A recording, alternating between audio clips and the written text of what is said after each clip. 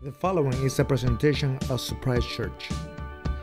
El siguiente programa es la presentación de la iglesia Surprise. Today's villain is Pharaoh, as you might have guessed. Pharaoh, there's actually many pharaohs, multiple pharaohs talked about in the Bible and in the Moses story. So we're going to kind of symbolize all of them with the Pharaoh that Yul Brynner in the Ten Commandments. Some of you have seen the Ten Commandments. I mean, isn't it epic? Not only is it like 10 hours long, it's epic, it's great. It's one of my favorite Bible movies of all time. And Charlton Heston, I mean, how can you not love Charlton Heston as Moses? The only thing he doesn't have is a shotgun, and otherwise that's Charlton Heston's character. Otherwise, it just fits his actor personality so well. Pharaoh is one of those characters that kind of takes on a monumental shape as a biblical bad guy. And as we see God interacting with this villain, we're going to see traces of how God interacts with each one of us, but also with villains in our world. And we're going to see the overarching story of God, which, as we discovered last week with Judas, which is not daunted at all by human rebellion. In fact, as we discovered with Judas, that God factors it into his plan in a way that is almost uncomfortable for us. That almost seems like God destined these bad things to happen, just to work through them. Somehow, as when we get to heaven, we're going to get to see behind the curtain exactly how that works. But on this side of eternity, it's sometimes a little bit uncomfortable to see God almost planning to work through bad things. But at the end of the day, that is such good news for you and I, isn't it? That we have a God who looks at the bad stuff in our life and says, that's easy. I got that. That looks like a dead end, doesn't it? It's just not to me. Watch this. And he rolls up his sleeves and he just makes these beautiful things happen through broken things. So Pharaoh's our character today. Here's how the saga starts. We talked a little bit last week about Joseph, sold into slavery, becomes a prince of Egypt, second in command, and his brothers have to come back to him after selling him to slavery, and he forgives them because of dual agency, we said. He says, you meant it for evil, but God meant it for good. And so God interlaces his good plan with your evil plans and my evil plans, and he makes good through it. That's not license to sin. It's simply a fact of God's power and goodness. And so Joseph says, you meant it for evil, God meant it for good. I'm going to forgive you and bring the whole family down. We're going to save you from the famine, bring them down here. And so they all get a big lake cabin on the Nile River, and it's one big long party, and they have a great season of life, and their numbers grow.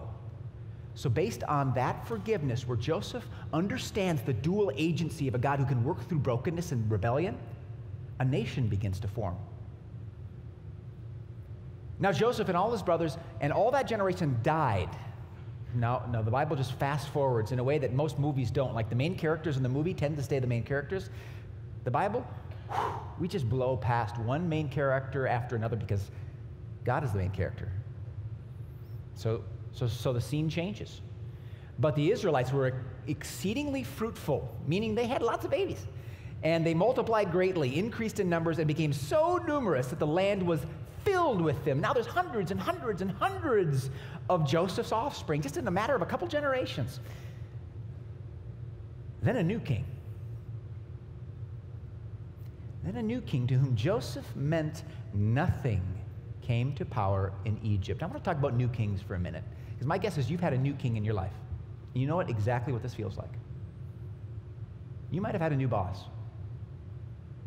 You might have loved your old boss.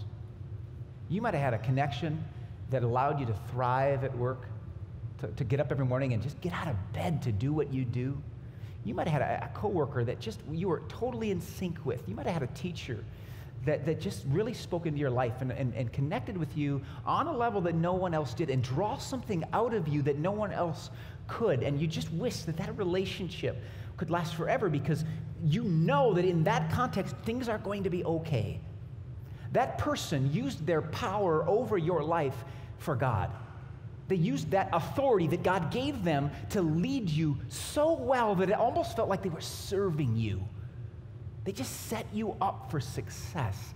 And there was a trust level there. There was an honesty there. There was authenticity. There was just a strong working relationship, a strong student-teacher, student-coach relationship. And you just felt like, I can do this. I love this person. But then life does what it does and change happens, right? And now there's a new sheriff in town. And this person doesn't know a thing about you. And maybe has their own plans. This person or team might really see you as a threat to those plans because you represent an era that they weren't a part of, that they don't understand, but what they do understand is what they might want to do, or he might or she might want to do. And if nothing else, they just don't know you. And so when new kings, new pharaohs, new leaders come into our lives, it can create a tension that heretofore hadn't been there and can force decisions to come to the front. Can I do this? How can I do this?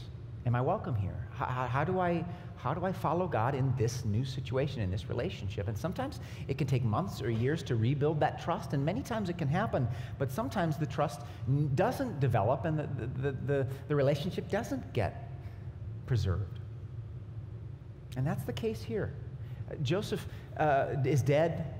The Pharaoh who knew Joseph is dead. And look what he says. Look, he said to his people, the Israelites have become far too numerous for us. So now he sees the same people that would have been friends or family or partners, citizens in this great nation, now are a threat to this new leader. Come, we must deal shrewdly with them, or they will become even more numerous. And if war breaks out, we'll join our enemies, fight against us, and leave the country. So Pharaoh looks at the same people in a very different way. This Pharaoh is driven by insecurity. And you see it when you know insecurity in a leader when you see it, don't you? You know a leader who is driven by a vision, this rare level 5 leadership combination of extraordinary vision with extraordinary humility. Those are leaders you love to work for, don't you? I mean, you give your life for a ruler like that. A king like that, a boss like that, a president like that, a partner like that. But when someone's driven by insecurity, what they need is control. They need to make sure that you do exactly what they want you to do, and they don't trust you. They will make sure that you don't feel trusted, that you feel scrutinized first and trusted last. Leaders driven by insecurity operate by mistrust first. They don't see the best in people. They don't read the best into their actions or words. And it can be a very, very paralyzing work relationship. Pharaoh-type leaders are not driven just by their power. I mean, sometimes they have the reputation of, oh, that's just ego. It's all ego. No, it isn't. Because if they had a really high opinion of themselves, they wouldn't need to squabble and trifle and worry about control. They would believe in their ability to work through a lot of different tensions. A lot of times leaders with issues are leaders who are not confident in themselves, who are threatened by even the lowest level of employee. They're worried about control. And they don't trust that God or their team can solve things, so they have to take matters into their own hands and get rid of, make life miserable for people who they're just not able to control. Pharaoh's daughter said to her, take this baby. Now the backstory here, of course, is Pharaoh's daughter goes down to the Nile to bathe, to refresh, and she finds this baby in a basket. Why? Because Pharaoh's decision was, we're going to kill all the boys that are born in this country. We're just going to kill them, all the Hebrew boys. And so he had commanded the Pharaoh midwives, every time, or the Hebrew midwives, every time a Hebrew baby is born, if it's a girl, let it be. If it's a boy, kill the boy. Talk about control. Population control. I mean, it's essentially genocide. Well, the midwives find ways to get around it. They come back and say, gollies, these Hebrew women are so tough. They have their babies and they don't even call us. They're so tough they can just do it by themselves. Of course, they're lying. They just don't want to kill their own kin. And some, like Moses' mother, just knows that eventually her young boy will be discovered in the village and puts him in a reed basket and puts him out in the Nile. Pharaoh's daughter sees the baby and has this heart connection to him. So she finds, ironically, Moses' mother.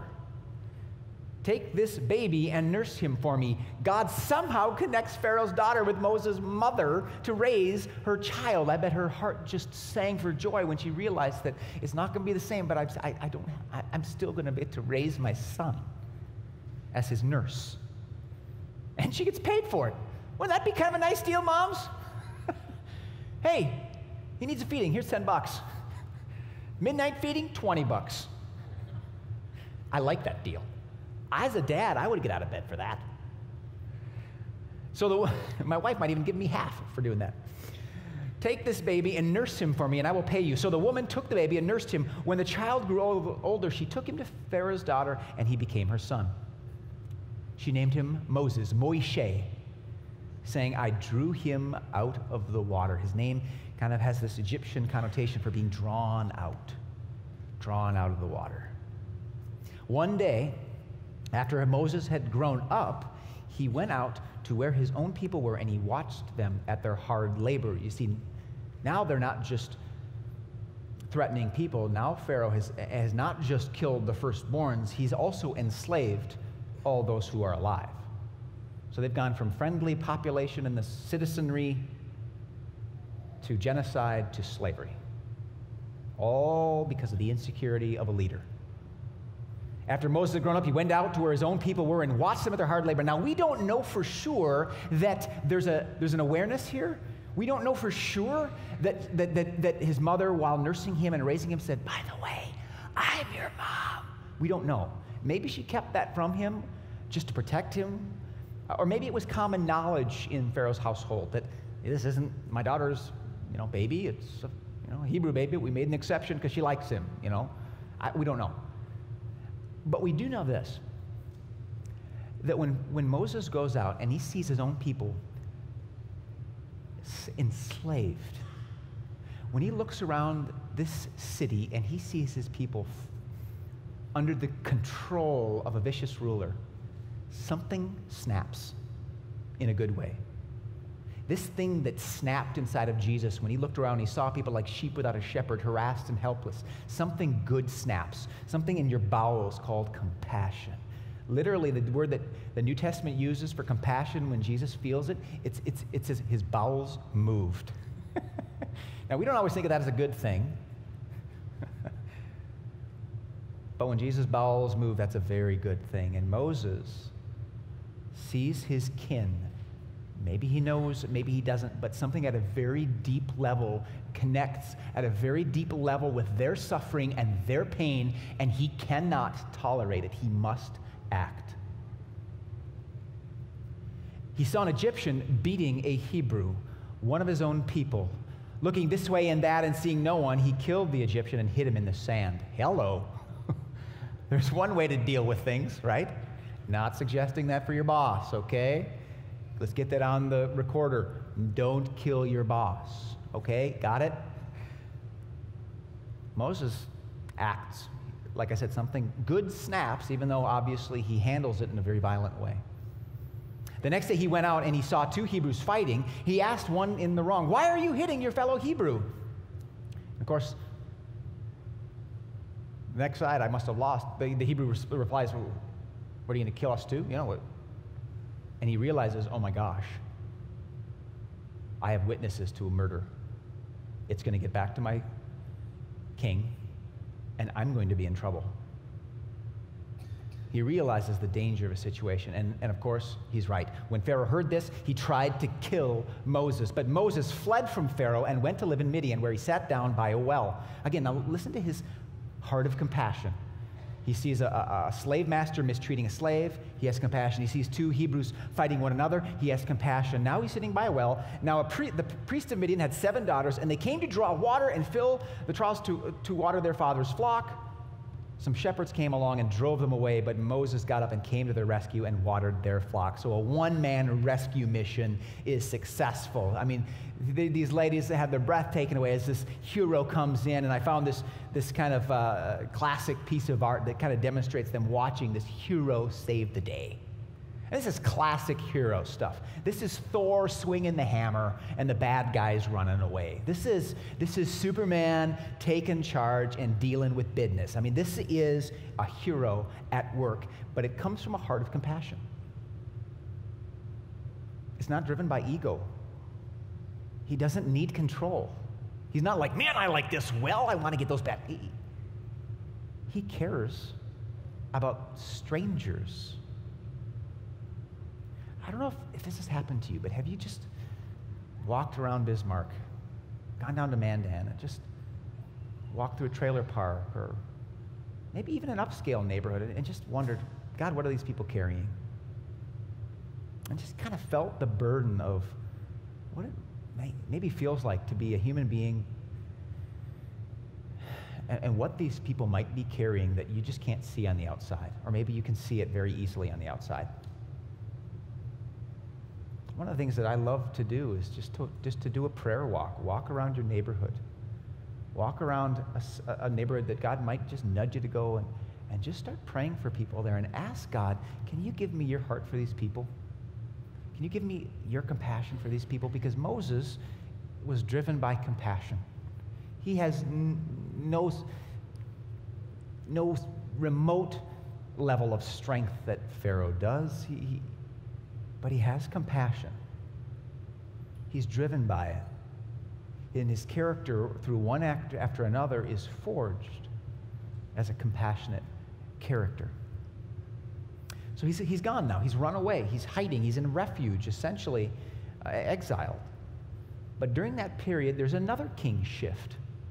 Another Pharaoh comes to power. The king of Egypt died. And oftentimes they would bury them in mummified containers that would actually be crafted to resemble their faces. The Israelites groaned in their slavery and cried out, and their cry for help went up to God. So we see Moses' compassion. And we see a human being stepping forward however he can in his limited way to try to help people suffering. And now it says, these same people's cry rises up to the living God. And the question that Moses' character begs of us is, which king is God like? Which leader is God like? Is he like Pharaoh, threatened, insecure, vicious? Or maybe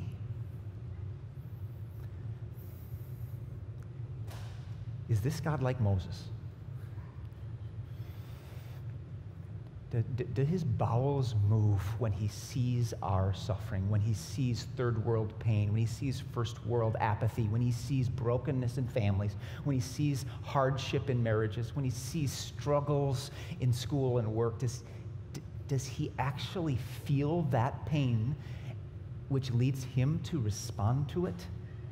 Is it possible that our God is like Moses? That's the tension raised up in this narrative. As you're reading along, you sense the need for an even bigger hero to step on the stage, because Moses he's not big enough. And he knows it. He's hiding. So the narrative, the way the story rolls out, it causes the reader, you and I, to ask, what if God is like Moses? The Lord said, now Moses is hanging out, chasing sheep, shepherding, kind of a symbolic shepherd role, of course, fits him perfectly. He sees a bush that's burning but not being consumed. So he goes over to check it out, and he sees this bush, and he's like, whoa, this is cool. And then he hears a voice, take your shoes off. This is holy ground. So he removes his shoes, and he walks up to the bush. And here's what he hears. The Lord said, I have indeed seen the misery of my people.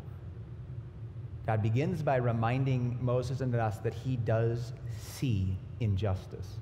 He does see the work of villains even more than you and I see them. Imagine for a moment a God who sees all 8 billion people, and he sees every single transaction in the sex trade at the same time. He hears every single time someone curses his name. He sees every Christian being hunted by ISIS. He sees every single marriage in turmoil all at once. Wow. We have a God who sees, okay? He sees what's going on in your life. He sees it. And he wants you to know that he sees misery. But he doesn't just see it. It says, and I have heard them crying out. So he's not just a spectator, he's also participating in the prayerful conversations that happen with people who are miserable, who are suffering. I see their pain, and when they cry out to me, I do hear it. Even though it has been a long time, I am responding now. We have a God who sees, we have a God who hears. And guess what? He doesn't just listen and watch. He is not a fan of Netflix for himself. He actually gets up and crawls into the picture. I think God likes Netflix. Don't get me wrong. Don't go home and cancel your prescription, okay? I like Netflix, all right? God does too. But he doesn't just watch. I've heard them crying out because of their slave drivers, and I am concerned about their suffering. So I have come down to rescue. God sees, God hears, God comes down. That's the emphasis behind the Christ act. That's the reason Jesus Christ came, because we have a God who sees and hears and comes. And when he sees and when he hears, he cannot keep his distance, because the solution to what he sees and hears requires the power of a chain-breaking God. So he sees, he hears, he comes. I've come to rescue them from the hand of the Egyptians, to bring them up from that land into a good and gracious land, a land flowing with milk and honey. And now the cry of the Israelites has reached me, and I have seen the way the Egyptians are oppressing them. Oh, buckle up for verse 10, folks, because it's about to get fun. So now go, I am sending you to Pharaoh. Whoa, whoa, whoa, whoa, whoa, whoa, whoa. If I'm Moses, I'm like, you just told me to take my shoes off, and I'm just relaxing in this holy living room, and now I'm hearing about a God who sees, who hears, who comes, and I'm ready to cheer you on as you go, but you're saying, I go? How about this? How about you see, you hear, you come, and you go? No go, God says. I'll give you a you go, so you can go. Just made that up right now, okay? Spontaneity. God says, you're going to the most powerful man in the world who wants you dead. I heard, I saw, I've come, you're going. Isn't that interesting how God works? You see, if he allows you to wonder, God, what are you going to do about this? If he allows you to know that this is unjust and this isn't right, and if he allows you to wonder what is God going to do about it, chances are he's also planning to send you.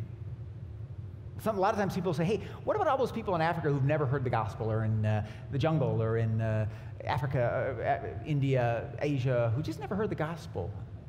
Like, well, does that bother you? Yeah, I don't know. I don't think it's fair for God to say that anybody who doesn't know him can't go to heaven.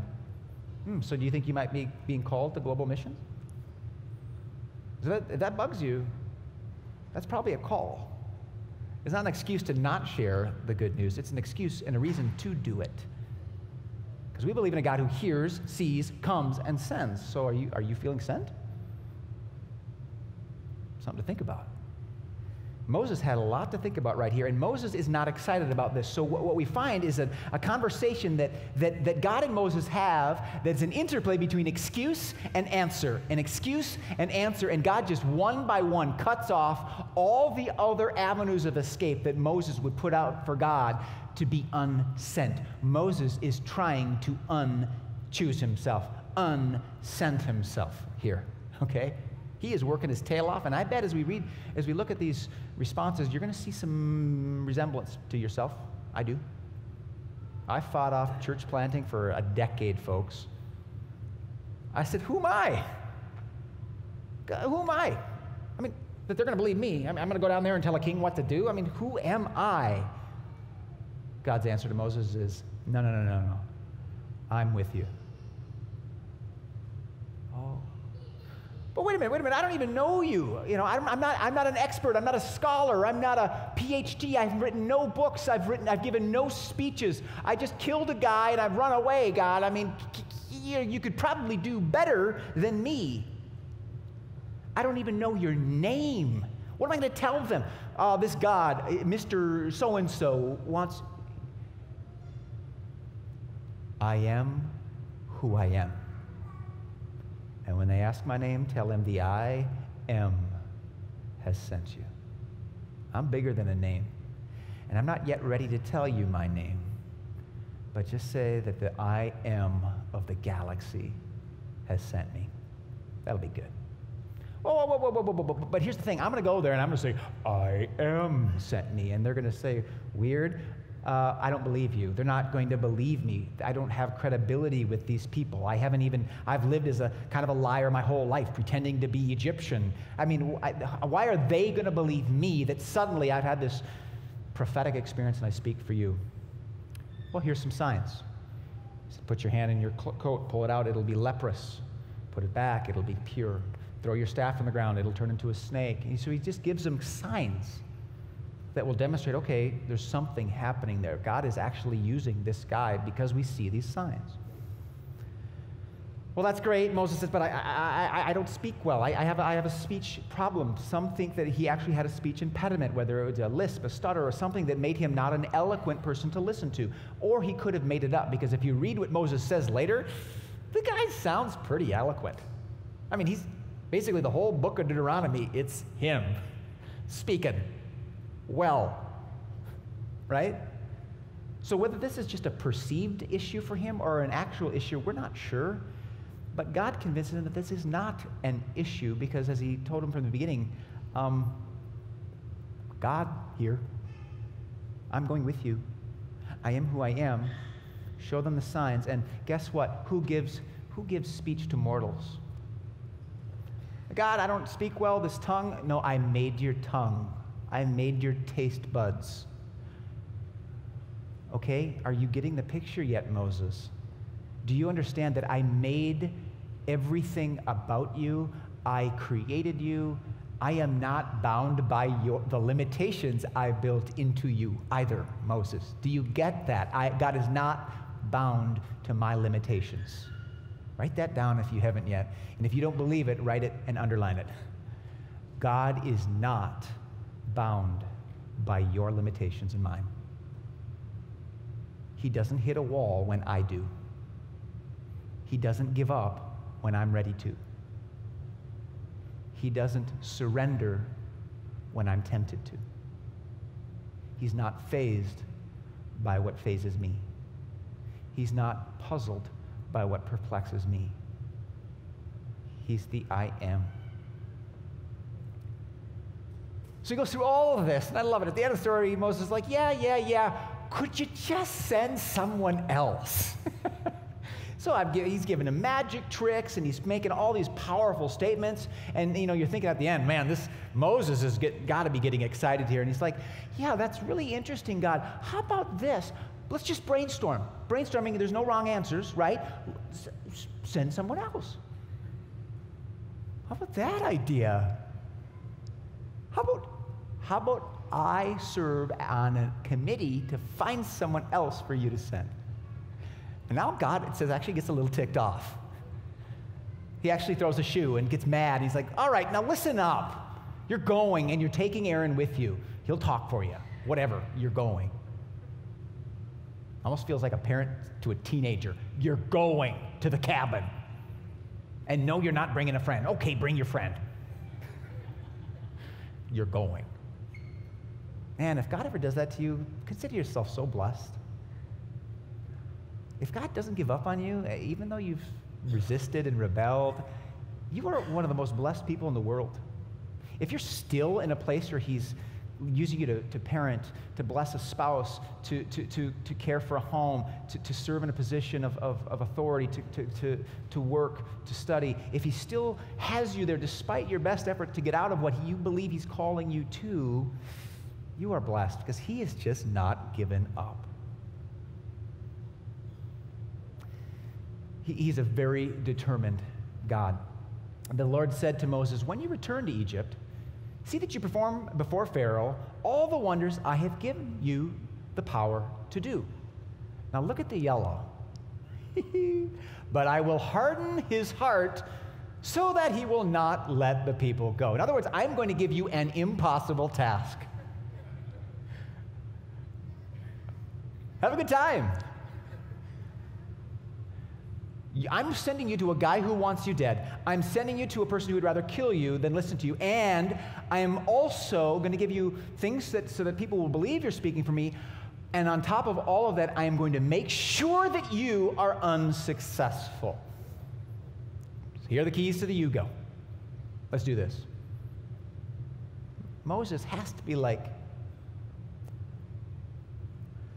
this is weird. You're going to harden his heart? Now, this has given people a lot of struggles as they've analyzed the story because it sounds like God controls bad people, makes them do bad things. But if a closer reading of the text reveals a little bit more nuance than that. Specifically, look at this. I've referenced all the texts in which God hardens Pharaoh's heart. So Moses goes to Pharaoh, does one sign after another, threatens one plague after another every time Pharaoh resists. And intermittently, between each of those requests, it says that Pharaoh's heart got hardened. 8 of those times, it says God hardened Pharaoh's heart. God is the subject, hardened is the verb, Pharaoh is the direct object. I think that's what we call it. It's been a while. We didn't do English in seminary. We did Greek and Hebrew. Okay? 3 of those times, it says Pharaoh hardened Pharaoh's heart. And 6 of those times, it's a passive reference, so that his heart was hardened, no subject. In other words, if his heart is hardened 17 times, less than half of those references is God hardening Pharaoh's heart. More than half of those references refer to Pharaoh hardening his own heart, or his heart just growing more callous and stubborn by itself, resisting God's direction. So it isn't as simple as saying, look, God just made this bad guy do bad things. You see this complex interplay between a person's stubbornness and insecurity that we've already seen is present, now interacting with a God who just nudges him a little bit farther down the path and just kind of says, have it your own way.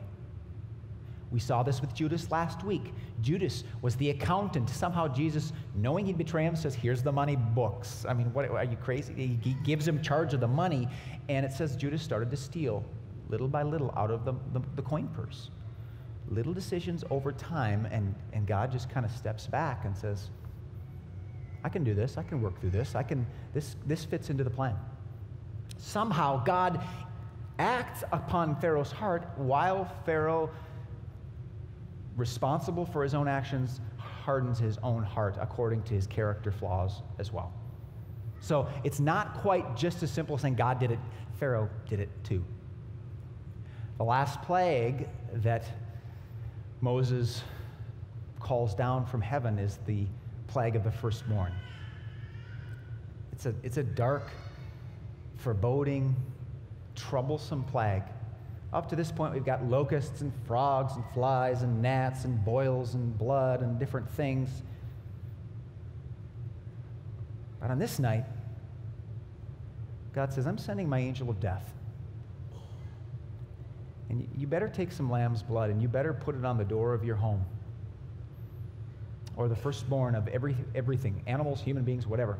They're going to die. Now, as he was sending Moses, he says, Israel is my firstborn son, and I'm going to take Pharaoh's firstborn because he took mine. You can tell him that. He didn't let my people go. That's what he can expect. And this was the threat. On the last day, If you do not let my people go, you will lose your firstborn son. If your heart is so stubborn, if you are willing to give up everything just to get your way, then you are going to give up everything just to get your way. And God is still going to win. Sometimes we can be so stubborn. Maybe it's caused by chemical addiction. Maybe it's caused by just a pride that you're unwilling to give in. Maybe it's caused by a relationship you can't let go of. Whatever it is, we can be so stubborn that to hold on to one thing, we are willing to sacrifice everything that matters. Everything. That's a hard heart. Pharaoh's heart was so hard by this point, he either didn't believe it or didn't care. He's not letting go. So that night, they did what came to be called the Passover meal, reenacted and re-celebrated for, well, still to this day. Jews and Christians, some celebrate the Passover meal. But a key part of that, other than the sharing of bread and wine and a meal inside and reciting of Scripture, was to retell the story, but on the door of the home is the lamb's blood. The angel of death passed over every home that didn't have the lamb's blood, but those that didn't, including Pharaoh's home. Yeah. When the king of Egypt was told that the people had fled, so he lets them go. He gives. The death of his son is too much to bear, and he realizes that he can't win this battle. God has just humbled him to the point where now he says, go, and Israel actually plunders Egypt and takes the treasure with them, which is a nice bonus, nice job. When he's told that the people had fled, Pharaoh and his officials changed their mind. The stubbornness takes hold again. You can recommit your life to doing the right thing, and if you don't guard that decision, you're going to go back on it. Sometimes stubbornness of a hard heart, it'll just take back hold as soon as you let go.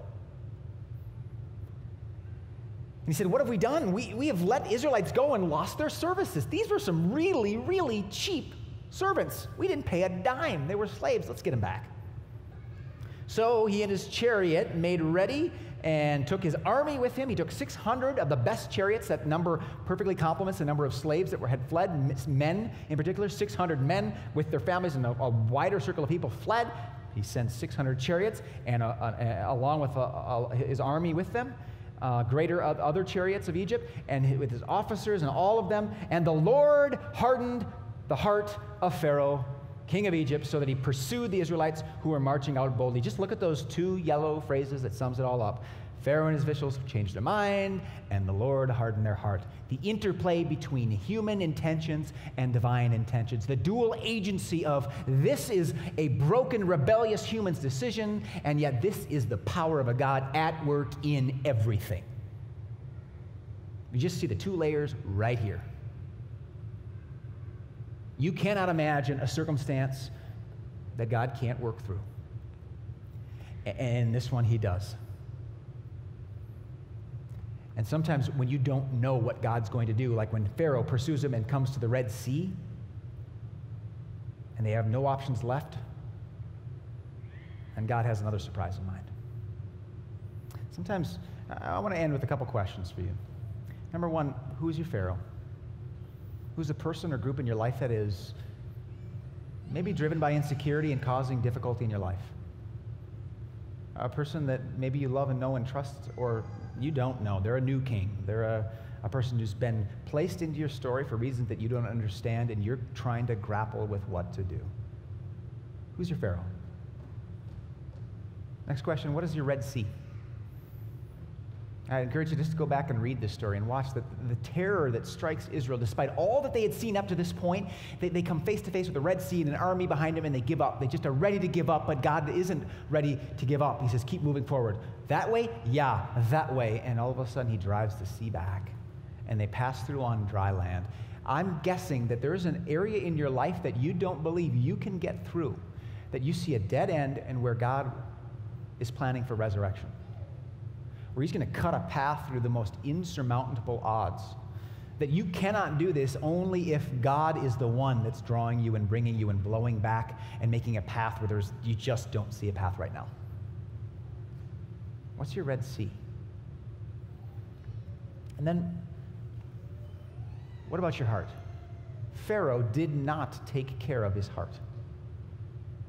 He, through stubbornness, through pride, clung to his own agenda despite repeated options and opportunities to do otherwise.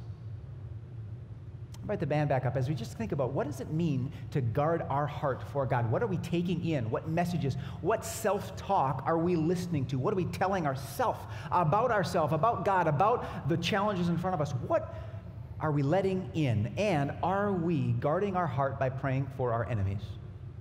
Because if you're not careful, what an enemy can do is transfer their rebellion to you and engage you in a tit-for-tat game of vengeance.